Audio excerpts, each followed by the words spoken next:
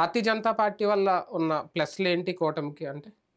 అంటే ఈ పోల్ మేనేజ్మెంట్‌కి ఉపయోగపడింది.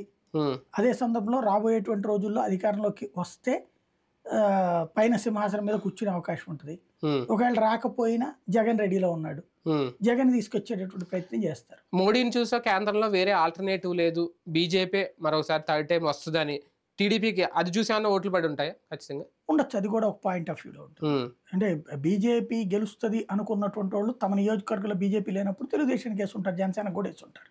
హ్మ్. ఇద్దరికి కూడా అదొక ఫెచ్చింగ్ ఓ రకంగా. అంటే అందులో పట్టణ ఓట్ బ్యాంక్, గ్రామీణ ఓట్ బ్యాంక్ అనే డిఫరెన్స్ ఉండదా? అంటే గ్రామీణ ప్రాంతాల్లో అంతగా ఉంటారా బీజేపీ ఓటర్లు అని?